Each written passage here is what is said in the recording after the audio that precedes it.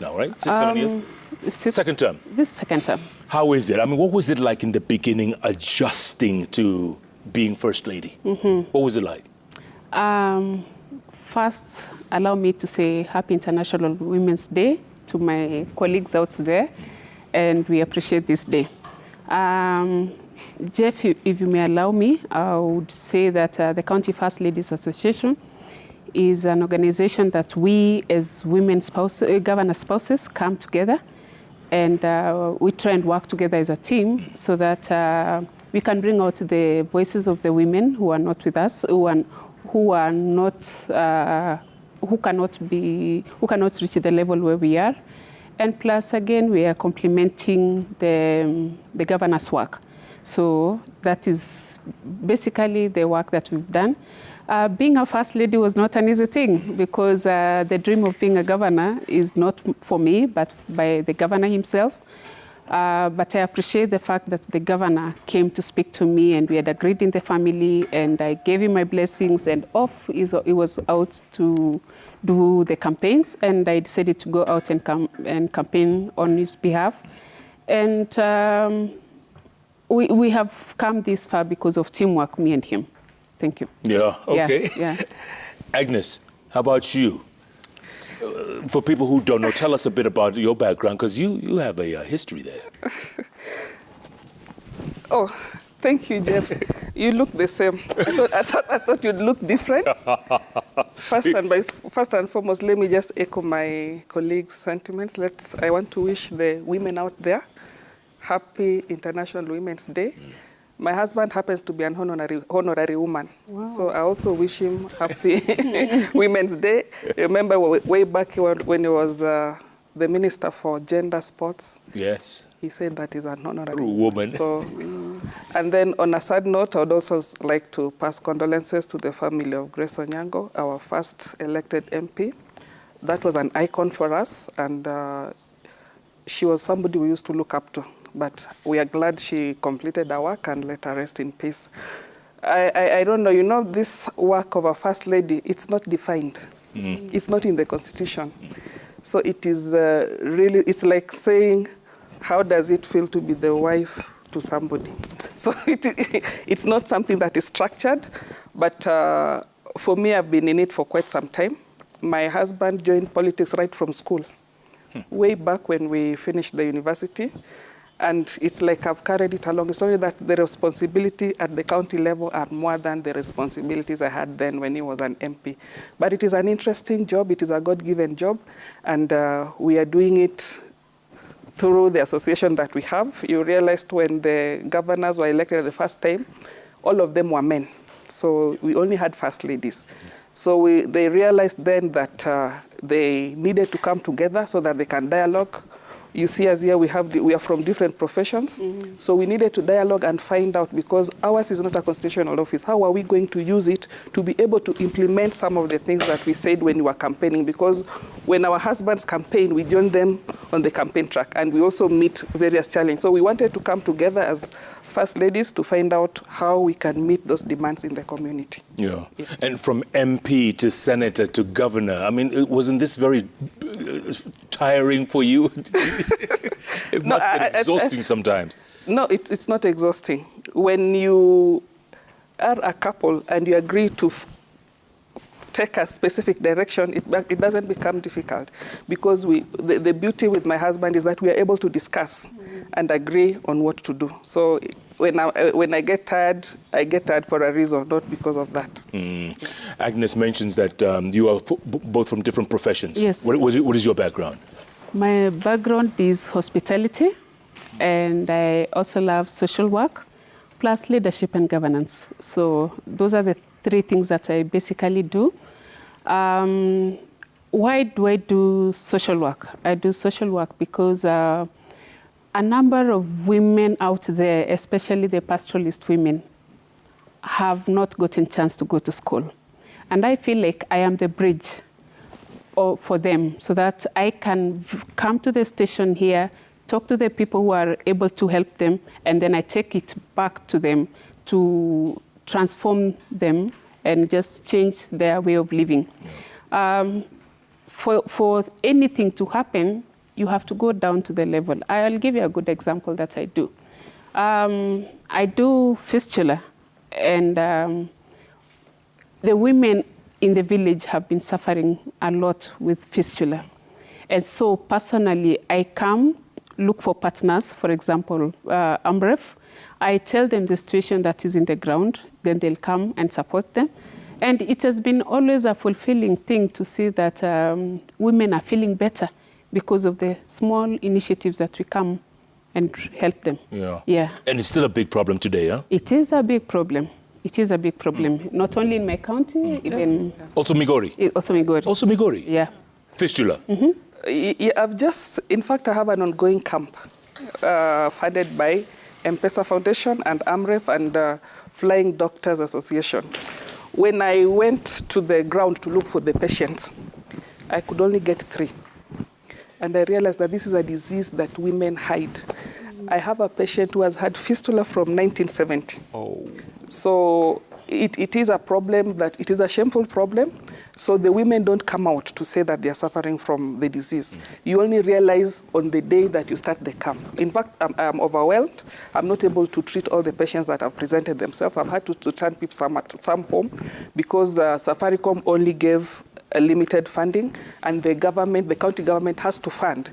And I realized that much as we say that maybe fistula arises from FGM, but we also have the early teenage pregnancies.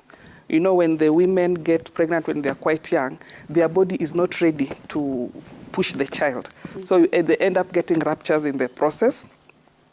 And I was looking, I now inquired because I was looking at the Kenya Health, KDHS, Kenya Demographic Health Survey, and I noted that in some counties people have achieved 100% attended births. But what I learned now when I was talking to my nurses, the nurses at the county, I realized that according to WHO standards, every woman in the labor ward should be, one nurse should attend to 2 women. But we realized that currently, like in my county, we have 15. So that means out of the 15 that are being attended to by one nurse, 13 are candidates for fistula. So fistula is not ending soon. We have to find ways of having a center that can treat fistula because it is a problem that will keep arising from the FGMs, from the early pregnancies, and from the prolonged labors, because the distances that women have to travel when they need to deliver is quite long. So it is that extended period of before they get the baby that causes fistula, because the baby is bound to rupture some of the veins and everything. Right. Edna, devolution was supposed to be a game changer in the counties. Has it helped in your county, or is it going to take a while for people to feel the effects of devolution? Has it worked in the last 10, 15 years? I want to thank the leadership of the country, because without devolution, some of us would not be here. So to start with the fact that we are seated here, devolution has worked, because we feel empowered as women. When devolution came is when we took the advantages, the county first ladies, to start our organization in 2014. And we came together so that we can work together and have issues that we can do all of us together in a common way. Some of the things that we work together, despite the devolution, every county having different programs.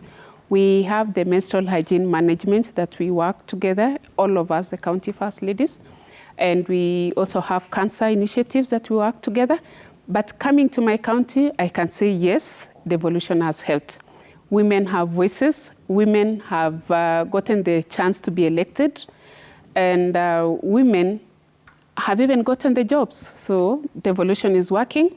And it should be strengthened so that many opportunities keep coming. Yeah. Yep. Is there resistance from the population, let's say in Kajiado, if you're getting these jobs or you're doing all this work, do people look and say, hey, there's too much, this is nepotism or this is favoritism? No. There's none of that? We love Kajiado, especially Kajiado, a county that is cosmopolitan. We have all tribes, and we pride ourselves that Kajiado is Kenya Ndogo. So we have all tribes, so there is no issue about nepotism. I am grateful for, and I'm happy that I'm part of the Kajiado people. Yeah. So we're okay. And I want to thank them for the peace they have maintained despite all the number of tribes that we have in my county. I mean, everybody lives in Kajiado. Everybody lives in Kajiado. Even at Woli. I tell you. I guess you should also come along. I've been to Ildamar. Oh, you've been to Ildamar. Yes, I'll be yes. there tomorrow. Oh, nice. Yeah. So you were saying all the first ladies meet. Yeah, we do. But now that there are, 7 women governors, do the first gentlemen join you, or is this strictly first ladies? At the moment, it is only us, but we always invite them. But of course, you know the patriarchy part of it in Africa. Yeah. So when we invite some of them, they will come, others might not come. But we love them as a County First Ladies Association. And when we noted that we are also getting opportunities as women governors, we thought that it is important for us to think whether we could change the name and call it County First Spouses, so that at least we can have inclusion of men. Correct. Because there's lots of things that even them they can do. While we are doing the menstrual hygiene management, the men could also empower the boys.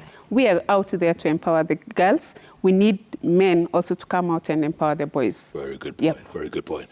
Agnes, what is your background? Because Edna just told us hers. What is your background? My background is a combination of finance and HR. My initial profession was finance. Then when I realized there was a gap in HR, I joined human resource. So I'm also a human resource practitioner. And this has helped me in the community, because if you can think finance, if you can think figures, and you can think people, then when you bring them together, it is able to help me in the community. I have put up a foundation that is able to look at the people, because initially my desire was to start with economic empowerment, but I've realized that the issues and the health challenges are quite huge. In fact, when I started the fistula camp, I felt that I should go and at least bring some of the patients from their houses. And I went to pick one particular lady. And of course, she packed her small bags, and then she said her money was lost. So we gave her time. We told her, can you get this money? So she went around, everybody was looking, including, her house was 2-roomed. One room is the kitchen, and it is also the bedroom. So the fireplace is just by the bed. So we even checked under the ashes, we couldn't find anything. So eventually we told her, go and look for it yourself. Then she went and came back later, and then she was holding something in her hand. And then she said, Daddy, I found my money. So I got interested. I said, what is this? What is this money that she has found? When she opened her fingers, it was 20 bob.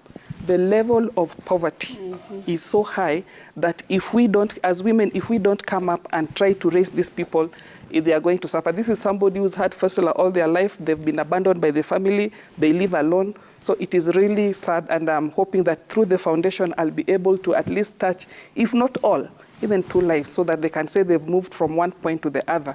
That sight of the 20 bob still haunts me. Right. 20 bob, even if you lost 20 bob, you'd not even bother, you'd not even know. No. But for that woman, that 20 shillings was so critical.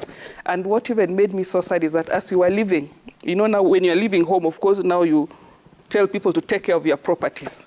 And the only property she was talking about was 1 chicken. She said, please tie my chicken, let it not roam around and be eaten by the eagles. Oh. So the poverty is what makes us come together as women to find out how can we uplift them. Because as she says, we are in a patriarchal society, and the women at times are left behind. And if we don't teach them how to take care of themselves, how to uplift themselves, then we'll be judged harshly. That's why, despite the fact that she is not on a salary, I'm not on a salary, our offices are not constitutional, we are not paid anything, we don't have any government allocation from any quarter, but we go out as first ladies just to talk to the different partners to find out how they can assist us, because we realize that the governors also have limited funding, and ours is to help the governors, because we are not politicians. We are in this because of marriage. So that's why we engage partners, like she has mentioned. We have AMREF helping us. We've had Empower clinics. Those are the clinics that look at cervical cancer, which is also harming a lot of the women. Even as I was going out looking for the fistula patients, quite a number, about 4%, turned out to be more than above stage 3 cervical cancer patients. Oh. So it is really that something that it is a calling that we have to do. So we do it based on how we can connect. That's why we meet together, because if I speak alone, I'll not be able even to talk to these people. But when we speak together as the association, which is a registered organization, then we are able to attract more people to come and assist the governors to meet some of the desires within the community. Absolutely. Yeah. And despite the challenges that you all have outlined this evening, you also have a devastating drought that has gripped a lot of the country, but even Kajiado. And you were saying earlier on, you haven't had rains for 3 years? Three and a half years. No rain. 3.5. No rain. No rain. I just want to add something on what my sister Agnes has said about us coming together. In a patriarchal society, there are things that only women can speak to the fellow women. You know, we can't go to a baraza and have women speaking in front of men in the African context. So it's become a challenge, and that's why we encourage ourselves as county first ladies to go out, talk to the women, and then we hear their problems and bring it to the governor. That's how we work with the community. Well, my county, 3.5 years, no rain, very problematic situation in the ground. And I think at this juncture, I also want to thank all the partners who have taken time to come and visit our county, including the U.S. First Lady, Dr. Jill Biden, and many, many others who have come to my county. They came at the moment that we need them. I will say that the other day I was in a funeral, and instead of mourning, because we were trying to send off someone who had died of cancer, instead of mourning because of the situation, they've lost their loved one, people are asking for food. So it is a problem, and it is, we just need to find a solution that is sustainable for the community. Yeah, and the main thing, probably our norms, our culture, which we are used to, you know, keeping a lot of cows, it's no longer sustainable for our community and many pastoralists. So we are trying as leaders to teach the community whether they could keep the zero grazing or small amount of cows, do the zero grazing. That's what we are teaching them. We are also introducing the livestock insurance for them so that they can understand that you can keep the cows, but if you have insured your cows, then it can help you. So many things. There's no water, and water, I'm sure if we had adequate water within the pastoralist region, a number of our colleagues will be able to do agriculture. So it is a problem, and we are still trusting God that the rains will come soon. We're all praying. We hope so. We're all praying. Yeah. By the way, did you get to meet U.S. First Lady? Wow, yeah. It was a honor. Yeah? It was a honor to just talk to her. And what did you talk about? About women and girls. Yeah, we talk about women and girls, and we also spoke about the drought in my county. And I felt empowered to say the truth, because just seeing the president's wife, who is not elected, traveling all the way to another continent to go and support other women. And I was like, stop, you know, I am a governor's wife, and people think like I don't do anything. But now here someone has taken plane to travel all the way to come and support women. It gave me a lot of encouragement personally, and I believe many other ladies that we should keep on fighting for our space, keep on working hard and supporting even our governors and our leaders. So it was a honor being with her. It was very nice. Agnes, I see you're nodding. Huh? You're nodding. I'm saying I wish she had come over to Migori. Yeah. Nice. Yeah, but I think next time, when they celebrate, we also celebrate. Yeah. That's the beauty of women. As she celebrates, you can see I'm smiling because I'm happy for her, and I'm happy for all of us. Yeah. Yeah. Despite the drought, it's opposite in Migori. Yeah, in Migori, it's pouring with rain. Yeah, we have some rain, and we are planting. Yeah. I think you should send some there. Is it? We are, in fact, we were discussing with her as we were waiting for you that we should have more or less a clearing place where she's able to bring what they have, we bring what we have, and then we share. We don't have to struggle, because like now our people are holding some maize. They've harvested, we've just harvested, so there's some maize at home, in Migori, you people don't have maize. So if we had a place, if the government could have arranged something that, a clearing place where everybody from each and every corner come and then they deposit what they have and exchange, I think it would help. It will really help. Because the women down in the village may not know that she's lacking maize because they only know about themselves. They don't know about what's happening in the next county or in the next village. They just know what is present where they are. And here they are starving. Yeah, I mean, starving, you know, and they have surplus. They have surplus. The other time, you know, we also do a lot of sweet potatoes. Actually, we have a sweet potato processing plant in Migori. And we were actually throwing away sweet potatoes.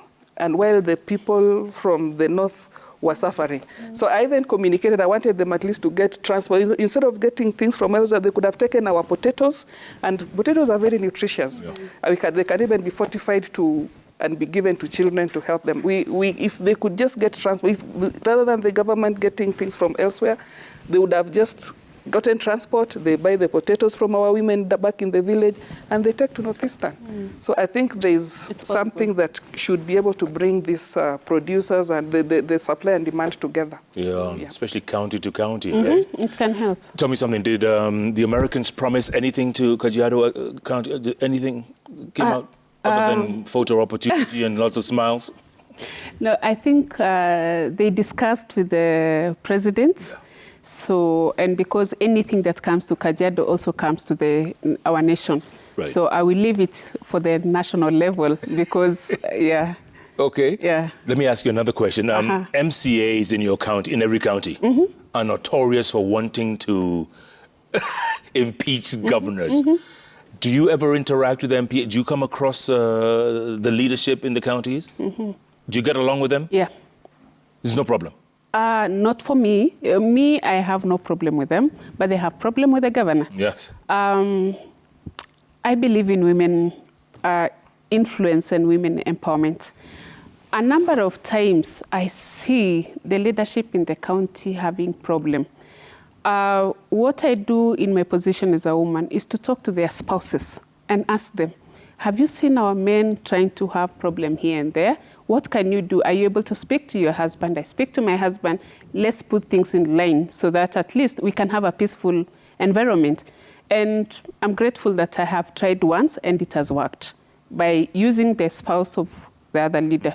Yeah, so it is there and the conflict is still there. We keep praying. I think while we try our best and even while our governors try their best, our best thing that we also do is to pray. We pray for them because we know that nothing can defeat prayers. Yeah. You're a very prayerful woman. Yes, we are. How about Migori? Are you prayerful? Yes, I'm very prayerful. I'm very prayerful. I'm even a member of Sitam Karen, where I serve in the welcome ministry. If you came to the church, you'd find me serving at the door. Okay. Of course, you know, we are not politicians. So for me, I don't get into the politics. But what I know is that our aim, or my aim, is to improve the life of that youth or that woman in the village. So what we've done, I've also brought together the spouses of the MCAs. So that is, we don't discuss politics.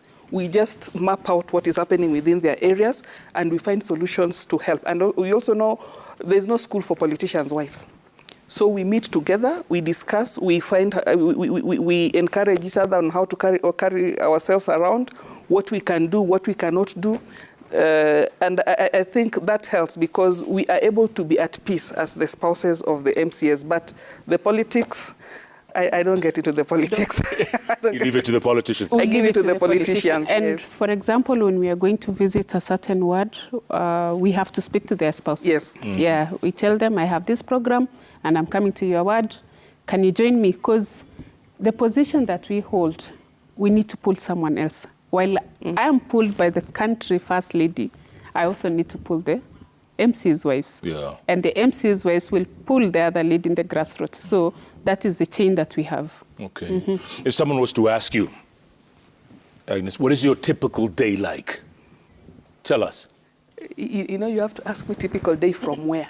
All right. Yeah. Is it from the village or in Nairobi? So From the village. rephrase your question. From the village. From the village. Yes. Well, I'll wake up. Of course, the governor's office is in the village, so I ensure he's ready to go to the office. Once he goes to the office, I also have an office where I go. I've been given a small office where I'm able now to go and carry out my activities. Like I told you, I have the Agnes Ochilo Foundation with staff, and we have the programs that we've put in place. We discuss what we are supposed to do. I meet some of the issues or the people who have issues. I try to address the ones I can. The ones I cannot address, I refer them to the governor's office. You know, somebody will come and tell you, I've lost so and so, I need something small. So if I have my own money, I will give them. Because as I mentioned, our office, we don't have any allocation. So once I finish that, I will go back home. I'll meet more guests. And depending on what time I finish with the guests, my day will end. And most of them are obviously coming to ask for money. And they're genuine. No, not ask for money. The poverty in the village is, you cannot imagine. In fact, if you stayed in the village, you'd end up selling everything, because there are genuine problems, genuine issues. Yet these are people who have capacity. If they are given money, they can do something. The other day, you know, incidentally, I'm born and also married within Migori County. So one time I was passing by my mother's house. Then I meet this group of 7 youth just lounging somewhere. So I got to talk to them. I was asking, why is it that you people are just idling here? So they all explained to me, they all had ideas of businesses in their minds, but they didn't have anything to implement that. And the kind of capital they were looking for are things that I could afford. So the 7 of them, one wanted to do second-hand clothes, another one wanted to get fish from the lake and sell, another one just wanted the cutters. You know what you used to cut the tiles? Yes. And then you place them, various things. And I was able to set them up. And the other day when I went home, I realized they are thriving. They're all of them? Something. Yes. In fact, when I gave them, I thought they would take the money and go and drink. But they did not. So that informed me that people are suffering because they don't have the means of setting up themselves. Yeah. Agnes, Edna, what's your typical day like? I think my day, I've planned myself weekly, such that I have 2 days for the county work. I have 2 days for my family things. I have 2 days for family affairs. I have 2 days for my small activities like studying online, and then the day for church. But normally, my day would be like, I would wake up in the morning, as usual, be the good wife, the submissive, prepare breakfast for governor. And You do the breakfast? Yes, I do. You don't have chefs and... For him, I have to. I'm the main chef. After all, I'm in the hospitality industry. Yes, right. So I do it for him. I prepare breakfast for him, and then we go for prayers. And then now he comes for breakfast. When he goes out to work, then I'll carry on now with my other programs that I've planned for the week. Yeah. Is it difficult sometimes? You know, you're saying you're a pastoralist and also a patriarchal society. Yes. Is it tough dealing with, you know, these men who don't really consider you as equals? But I want to thank my governor and many other governors out there who have empowered women, because for him to have empowered me, I can say I have to work very hard, be a role model, because me being a governor's wife and I don't behave nicely, then many other women will be shouts in their house. So I have to think of what I'm going to do for the sake of the other woman. What are you studying online? I'm doing human rights, yeah. Okay. And then I'm also studying at the Nairobi University African Women Studies, just to learn more how we as African women can transform our continent. Yeah. Would you like to be governor one day? Remember, we're in patriarchal society. Will you? But Kajiado, you said, is very cosmopolitan. Right? Yeah. So maybe a woman governor one day. You never know. We're trying. But let's see. God is the one who has any. See, I see that. She left that door open. You saw that, huh? Yeah. I've been in politics for long, from the 90s. Yeah. So when my husband parks, I will also park. But, yeah. So mine starts and ends with him. Yes. Yeah. Whatever he does. Whatever, when he says he's tired or he'll no longer look for another seat, then we'll rest. Because we've been there for long, it's also good to give opportunities to other people. Yeah, because we don't want to do the same things over and over again. Let a new blood come in and also see what you didn't see. Just like the way you move into a house. When you go into a new house, however much the person who was moving out will have cleaned it, you'll still find something to clean. So let somebody else also come after us. So for me, I will pack. When my husband leaves politics, I'll also leave. All right, ladies, I'm going to take a first break, come back and talk about, you're the vice chair of the... She is. You're the vice chair. I am the vice chair. Who's the chair? Marsabit County. Marsabit, Yeah. yes. Alamitu Jatani. Okay, how did you elect? I want to talk about that. How did you become vice chair? Who elected you? We Tell us after the break. Okay. Thank you. Thank you. We're having a great conversation here with the First Ladies of the counties. Edna Lenku, First Lady of Kajiado County. That's what, 034? Yeah. 034. Yeah. And Agnes Ochilo, First Lady of Migori, which is 44. 34, 44. Yeah. Nice. What are your thoughts? Keep tweeting at Kwenangaja, at Citizen TV Kenya, the hashtag JKLIVE. JKLIVE takes a break. We'll be back in a moment.